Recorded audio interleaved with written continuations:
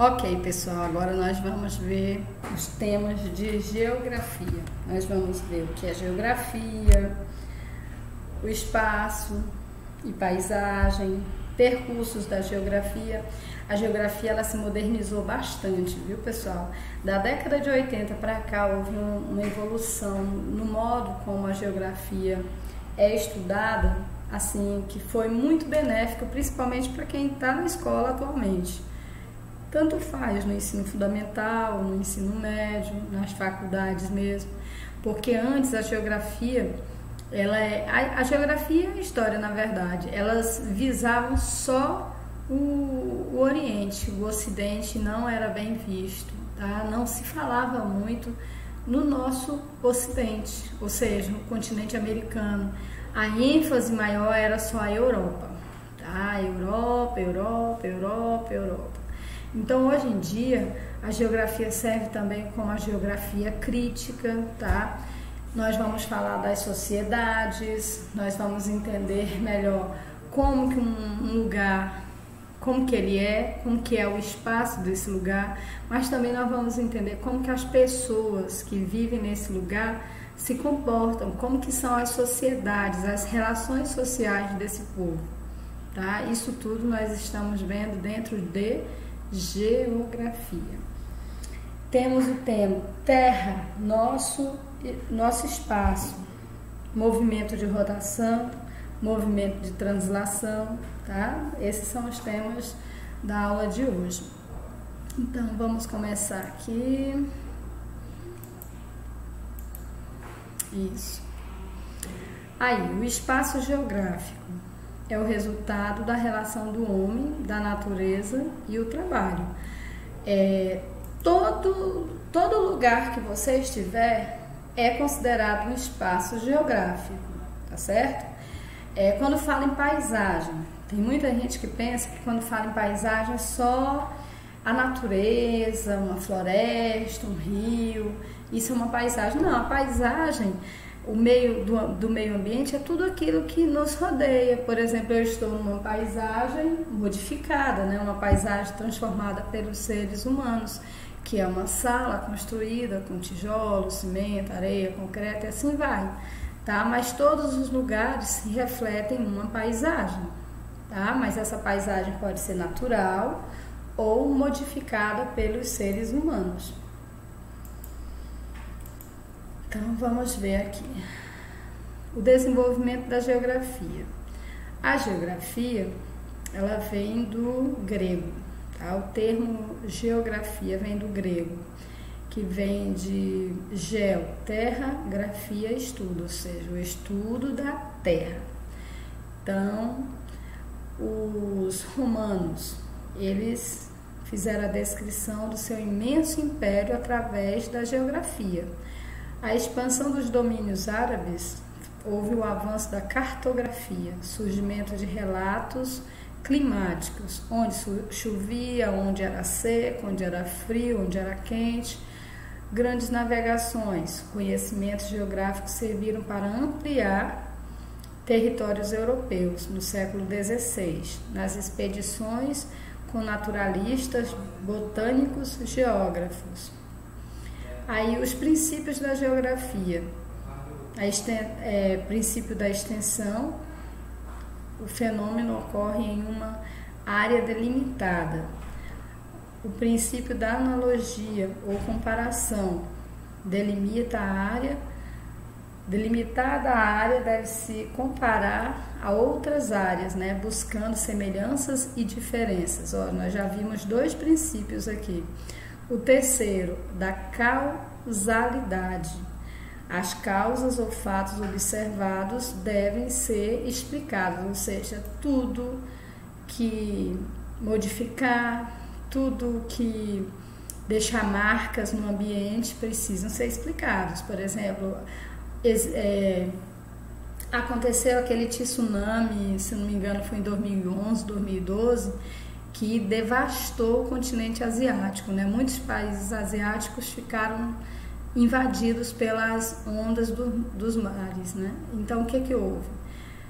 aquilo ali foi um fenômeno natural, porém a geografia, a geologia, a ciência de modo geral foram estudar para descobrir o que foi que aconteceu, porque mudou o espaço geográfico, então tem que ter uma explicação lógica para isso.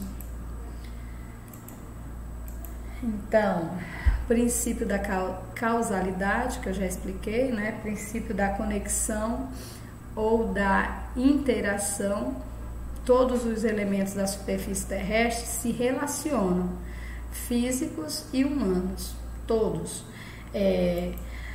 minerais, vegetais, animais, todos, até os vírus já se relacionam conosco, não é isso? Então, aí o princípio da atividade, paisagem possui caráter dinâmico, ou seja, se você observar essa área aqui, essa região, isso aqui no passado não havia todo esse barranco de um lado e de outro, mas como a paisagem possui um caráter dinâmico, com o tempo a água foi levando de pouco em pouco essa terra e foi cavando até chegar nisso aqui, como por exemplo o Grand Canyon, tá? Esses lugares que falam muito, é um grande despenhadeiro e tudo, porque a própria paisagem tem sua dinâmica, né? A natureza tem a sua dinâmica. Escolas da geografia. Aí nós temos o determinismo geográfico alemão, o homem como fruto do meio em que vive, mais ou menos capaz, desenvolvido, que são influenciados por fatores como climas, dentre outros.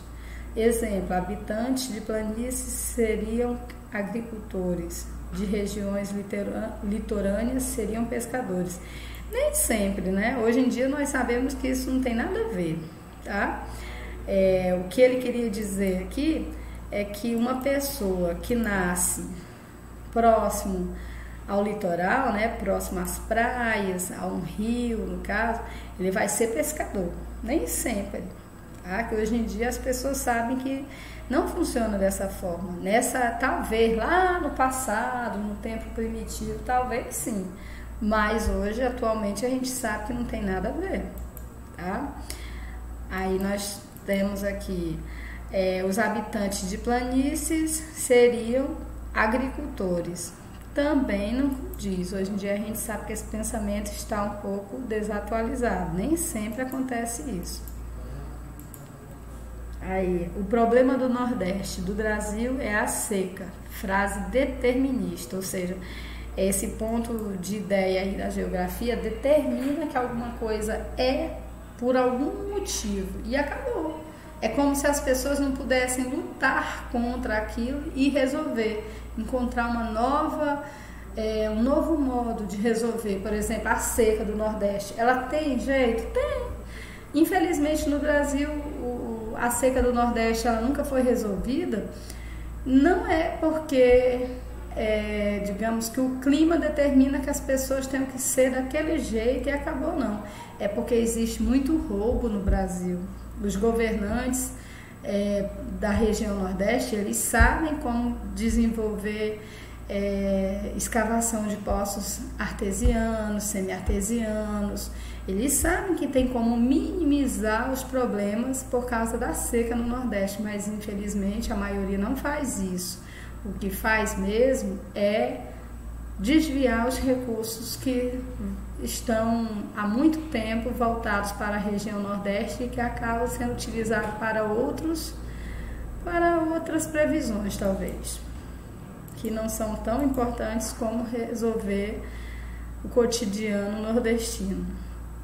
O possibilismo geográfico francês combate a escola alemã. Possibilidade de haver influências recíprocas entre o homem e o meio natural. Partiu da ideia de que o homem se adapta ao meio além de modificá-lo. Isso é fato. Os seres humanos eles têm essa mania de modificar e se adaptar, não é isso?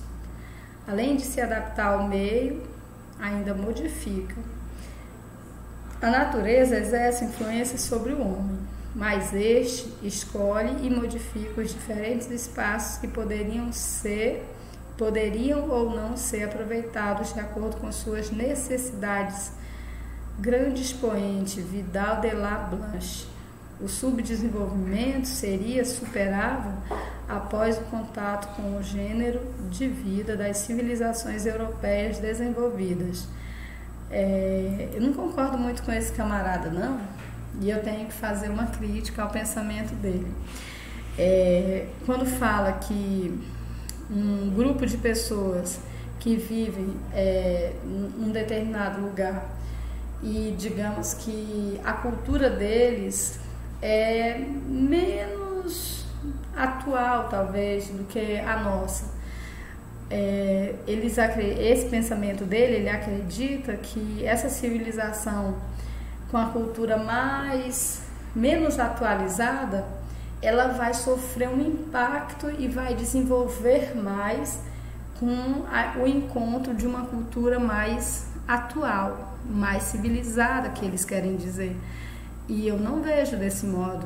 Por exemplo, os indígenas estavam aqui no Brasil vivendo muito bem, porém o povo europeu chegou aqui e o que aconteceu, né? Hoje em dia a gente ouve muito falar em desmatamento, em queimadas. Por quê? Porque o nosso povo, ele quer sempre obter lucros e, infelizmente, foi denegrindo o território brasileiro a esse ponto. Então, uma cultura nunca é melhor do que a outra. Cada cultura tem o seu comportamento, a sua importância. Então, como a geografia hoje é crítica, nós podemos criticar o pensamento de Vidal de la Blanche. Método regional. Esse Richard aqui. Os espaços eram divididos em classes de área, nas quais os elementos mais homogêneos determinariam cada classe, e assim a descontinuidade destes trariam as divisões das áreas.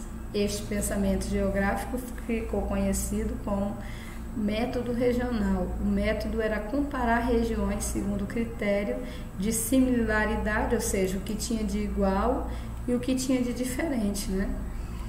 Aí, na nova geografia, né?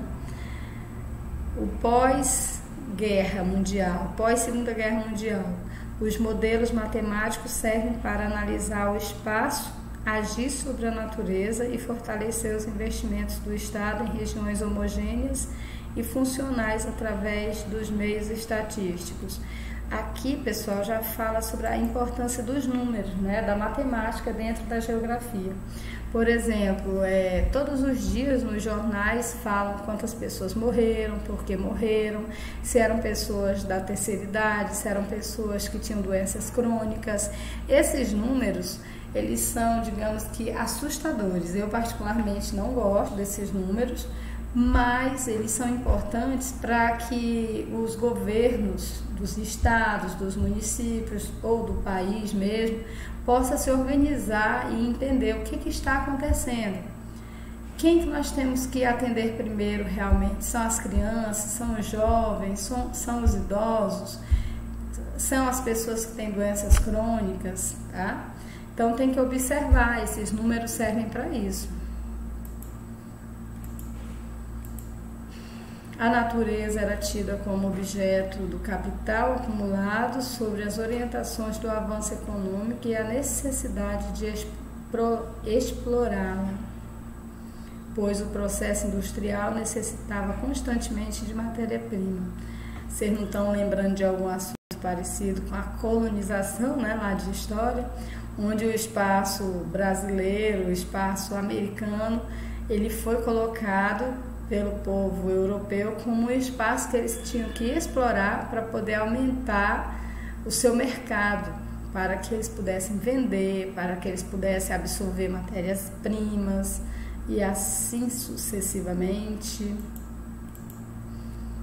Aí, Olha só, por volta de 1950, a região norte, a qual nós estamos, ela estava quase que desapegada totalmente do Brasil.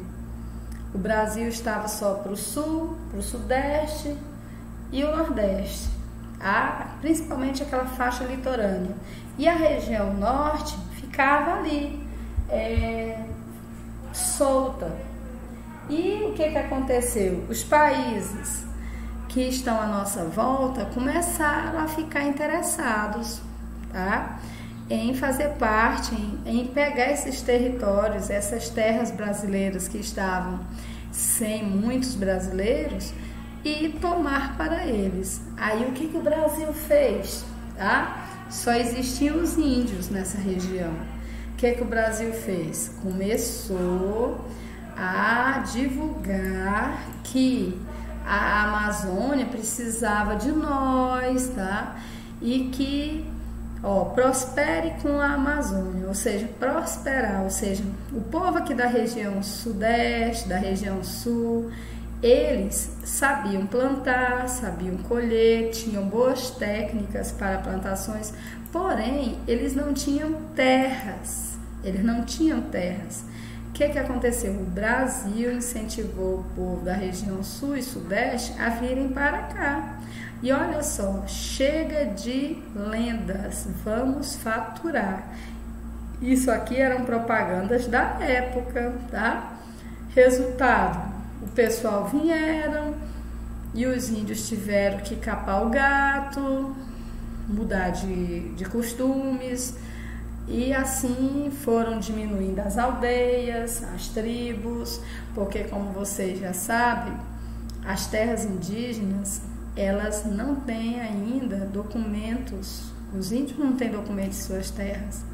As terras são demarcadas, então o governo tira os índios a hora que eles querem, das regiões as quais eles estão ocupando. Então nessa época houve uma chegada muito grande de pessoas do sul e do sudeste, as quais vieram para cá por causa dos incentivos do governo federal. Geografia crítica. Graças a Deus surgiu a geografia crítica em 1970.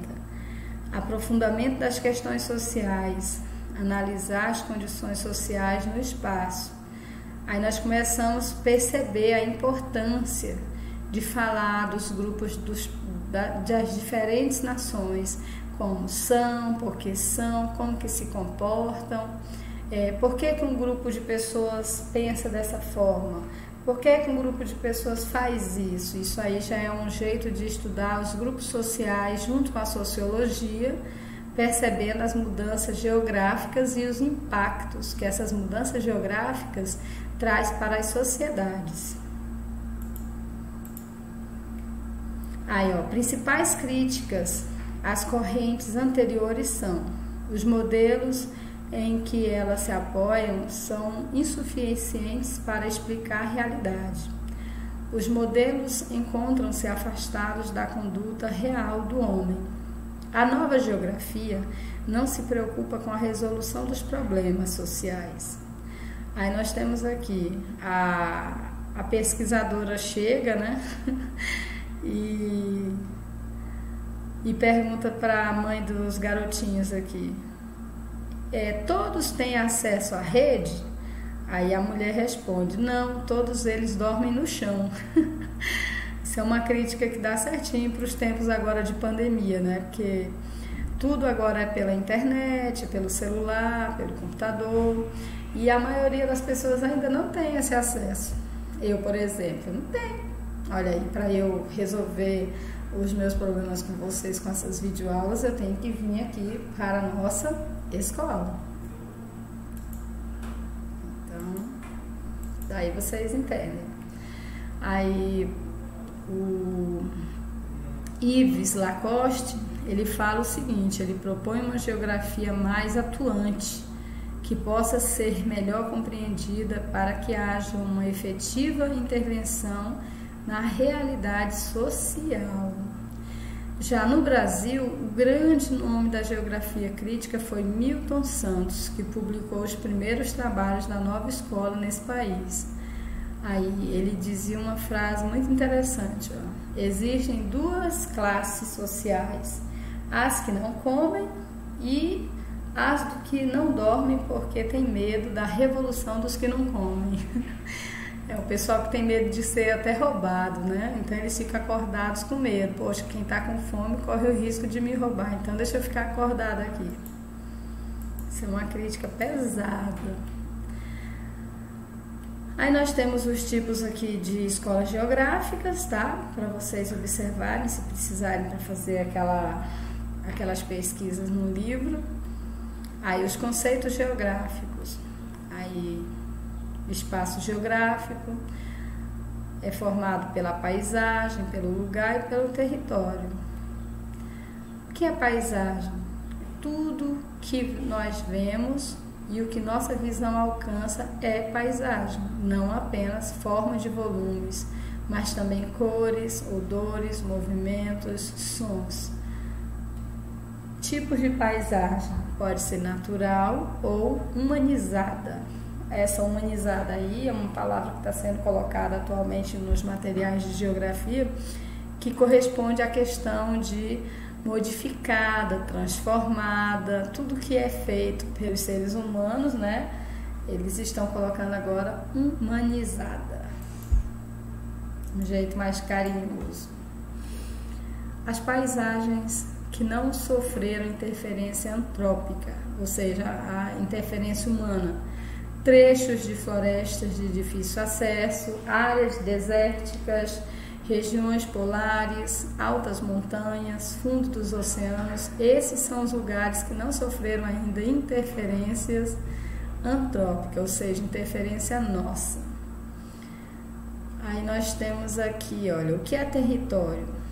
É a base física sobre o qual o Estado exerce sua soberania. O território é delimitado por fronteiras políticas, naturais ou artificiais. Área delimitada sobre posse de um animal ou de uma pessoa ou grupo de pessoas, de uma organização ou de uma instituição. Ou seja, olha só, o nosso território, quando falam de Brasil, nós temos fronteiras, né? Países que estão dividindo, então estão próximos das nossas fronteiras. O Pará, ele tem estados que estão à sua volta, ou seja, nós temos vizinhos, né? Os estados próximos a nós. Aí quando se fala sobre animais, cada animal tem uma forma de demarcar o seu território. Aí o morro de uma favela dominado por um grupo de traficantes também é um jeito de organizar território. A savana dominada por um grande animal predador, a embaixada de um país, blocos econômicos de países. Estado é um ordenamento jurídico que regula a convivência dos habitantes de um país. Um Estado soberano é sintetizado pela máxima: um governo, um povo, um território.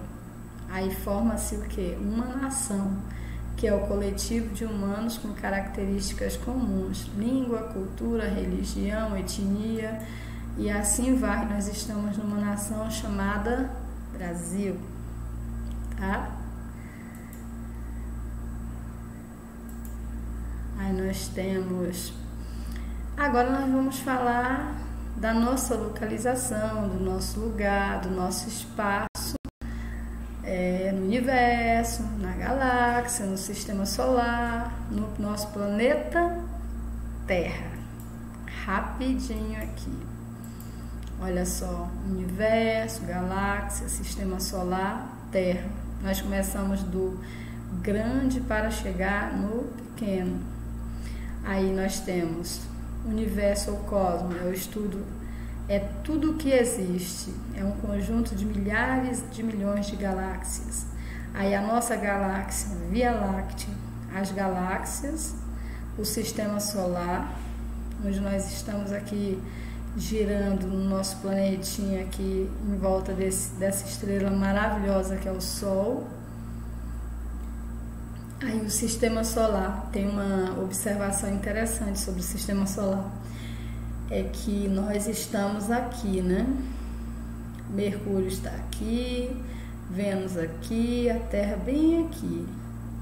Então, se nós fôssemos primeiro ou segundo planeta próximo do Sol, nós não sobreviveríamos, não haveria vida na Terra, porque nós pegaríamos fogo. Porém, se nós estivéssemos em Júpiter, em Saturno, em Urano, em Netuno, nós também não conseguiríamos sobreviver, porque lá são só gases, tá? Então nós iríamos afundar. Onde que nós iríamos pisar, tá? Então os nossos planetas do sistema solar, eles são bem interessantes. De Marte adiante são bem sólidos, de Júpiter para frente são bem gasosos e frios, tá? Então vamos lá. Então nós estamos no lugar certo, a Terra, terceiro planeta do sistema solar, demora 24 horas para efetuar uma rotação em torno de si própria. Deixa eu ver se tem o teste aqui, tem não. Demora 365 dias para completar a sua órbita em volta do Sol. Aqui, pessoal, quando fala nas 24 horas em torno de si mesmo, é como se de repente eu pegasse esse meu celular e fizesse assim, ó. Isso aqui é um movimento de rotação, é um movimento que dá origem ao dia e à noite, tá? Aí vamos supor que aqui está o Brasil e aqui o Japão, ou seja, Ocidente e Oriente. Então, se a câmera do computador é o Sol, então, ó, dia, aí aqui atrás, noite. Aí quando aqui for dia, aqui será noite, tá? Então, esse é o movimento de rotação. Já o de translação, que dura 365 dias, ele já é diferente, tá? O Sol está aqui e o nosso planeta vai ficar girando em volta dele até completar os 365 dias, tá? Ele fazendo rotação, girando em torno dele mesmo e girando em volta, tá? E uma coisa que é bem interessante a gente observar é que o movimento da Terra em torno do Sol não é circular, é elíptico, ou seja, é um movimento mais oval, tá? Não é uma coisa totalmente circular, é oval. Então, por esse motivo que nós observamos que tem épocas que o Sol está, que a Terra está mais próxima do Sol e épocas que a Terra está mais distante, tá bom? Vamos chegar lá nesse slide. Aí nós temos aqui o que são os astros, aí as estrelas são que recebem luz, que tem luz própria, né? E os planetas, aqueles que precisam receber luz e calor das estrelas, os satélites também, o Sol e a Lua. O Sol, calor e luz, fornece energia essencial para a existência da vida, ventos, evaporação das águas, variação de temperatura do ar, entre outros fenômenos que ocorrem na Terra. Tudo isso ajudados pelo Sol. Já a Lua, astro mais próximo da Terra, não possui atmosfera nem água em forma líquida. A luminosidade da Lua é reflexo da luz do Sol, por isso a luz solar refletida pela Lua varia de intensidade conforme a posição em que ela está de acordo com o Sol. Os movimentos da Terra, rotação, translação, que eu acabei de explicar, né? O movimento que a Terra faz em torno dela mesma e o movimento que ela faz em torno do Sol. Aí nós temos aqui movimento de rotação. Aí uma coisa que é bem interessante a gente lembrar é que a Terra, o eixo da Terra, eixo no Polo Norte e o eixo no Polo Sul, a Terra ela não fica em pezinho assim em relação ao Sol, ela fica inclinada. Então, por esse motivo, tem épocas que não está totalmente iluminado o Polo Norte e tem épocas que o Polo Norte está iluminado e o Polo Sul não está, tá? Então, vamos observar essas questões. Ó, se vocês observarem, agora mesmo nesse slide dá pra ver, ó, tá? Olha só, o Polo Norte não está totalmente iluminado e o Polo Sul está iluminado. Então aqui no Polo Norte vai ser dias que vão ser escuros, tá? As 24 horas escuras e aqui 24 horas claro. E no decorrer aqui desse espaço aqui, ó, dos trópicos, aí a intensidade de sol, ó, a intensidade do sol, pessoal, é mais forte na nossa região, por isso, ó. Olha como o raio solar chega mais intenso, ó. O raio é maior, mais forte. Por esse motivo que a nossa região aqui é muito quente, porque são os raios mais fortes que chegam na nossa região. Já para as outras áreas, ó, os raios diminuem de tamanho, entendeu? Por esse motivo que para o norte é frio e para o sul também é frio. Agora, quem está nas zonas tropicais aqui, ó, intertropical, é que sente muito calor. Aqui, o movimento que eu falei para vocês, ó, a Terra gira em torno do Sol e esse movimento, ele não é circular, tá? Às vezes a gente usa muito a palavra, que a Terra gira de modo circular em volta do Sol. Não é circular, porque quando fala circular é uma coisa bem certinha, não, e é um movimento elíptico. Então esse movimento faz com que fique claro, olha, nessa posição aqui, a Terra fica próxima do Sol. Nesse outro movimento aqui, nesse primeiro movimento aqui, que é o periélio, é a aproximação máxima em relação ao Sol. Já o afélio, você observa que a Terra está mais distante, tá? Por esse motivo é bom prestar atenção, ó, na órbita que a Terra faz em volta do Sol. Aí aqui, ó, o ano ele é dividido em 4 estações, né? Por causa desse movimento da Terra em torno do Sol. Porque se você observar aqui, olha, nós temos solstício em polo, na sombra, e outro iluminado, tá? No solstício nós vamos observar isso. Um está na sombra e outro iluminado. Aqui, ó. Se vocês observarem bacaninha aqui, ó, o Polo Sul está iluminado, já o Polo Norte está no escuro. Já aqui, ó, solstício, um hemisfério melhor iluminado. Aqui, o Polo Norte está iluminado, o Polo Sul não. Onde passa aqui a luz do Sol? Nessa linhazinha aqui, ó. E aqui, ó, o Polo Norte está iluminado e o Polo Sul não. Agora, equinócio, os dois hemisférios igualmente iluminados. Aqui tá de boa, todo mundo bem iluminado. Agora, no solstício é que mudam. Em o Polo Norte está no escuro e no outro, o Polo Sul está no escuro.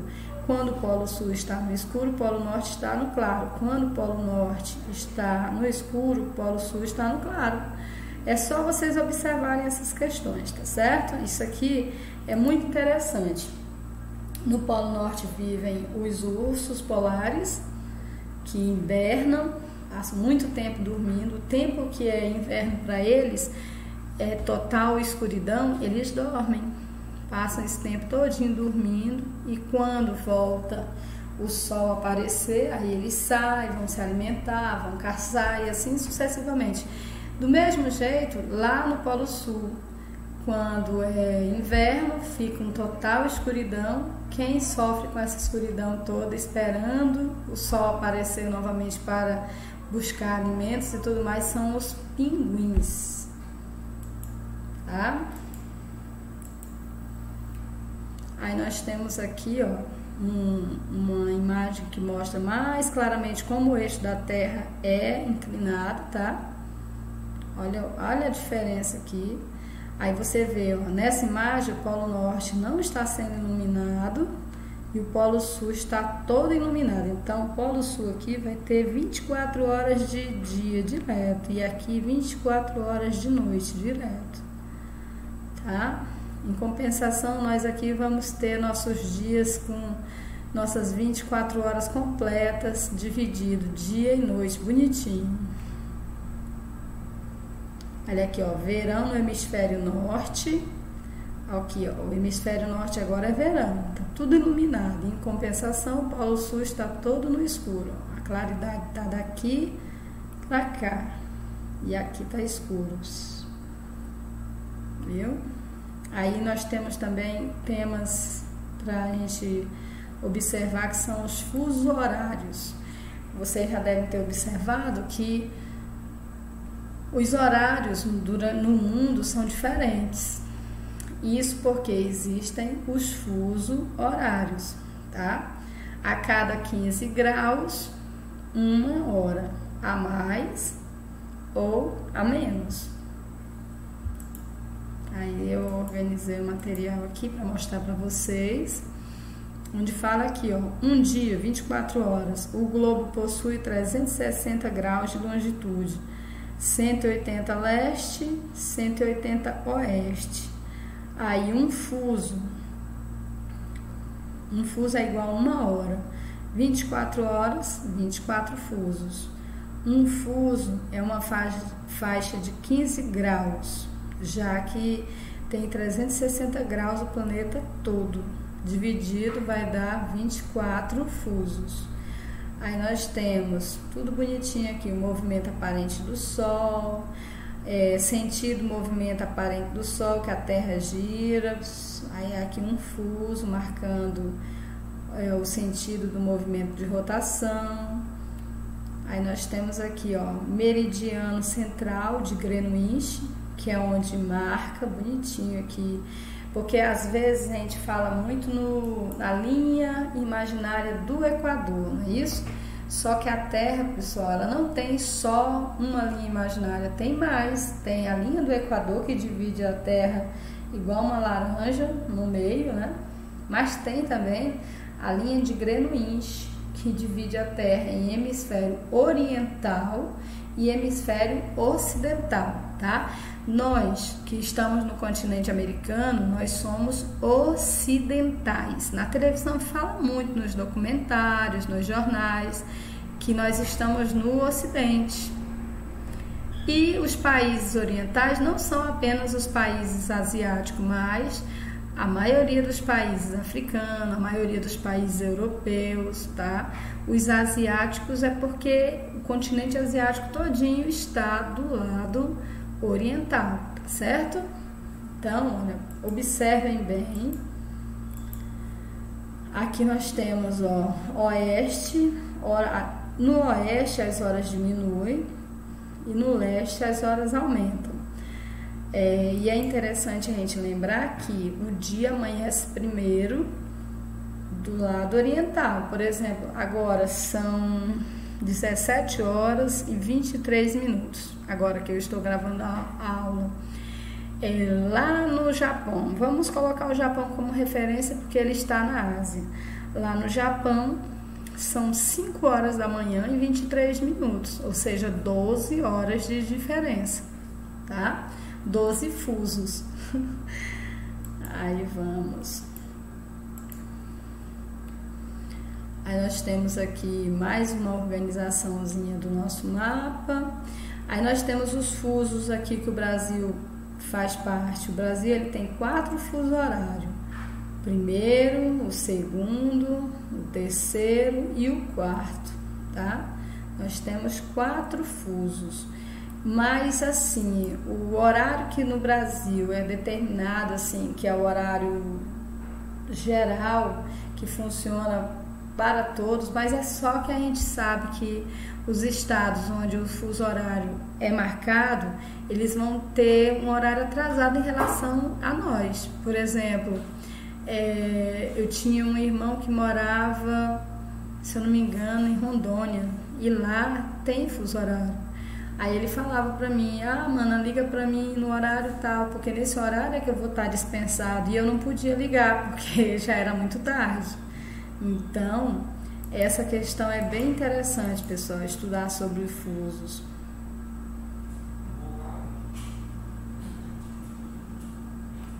Aí nós temos aqui esse mapa, esse atlas aqui mostrando os 12 furos, a linha de Greenwich, tá? E todos os fusos, bonitinho, tá? 12 fusos aqui, bem organizado. E nós temos as atividades no livro didático de geografia, nas páginas 11 a 13, 17 a 18. Entregar dia 9 de julho de 2020, tá bom? Muito bem, muito obrigada. Não esqueçam, tá bom? Não esqueçam de fazer as atividades. Eu espero que vocês gostem. Esses temas foram bem importantes, pelo menos acredito que seja, pelo menos para mim são muito importantes, para vocês eu acredito que também. Então, boa noite e até a próxima, se Deus quiser.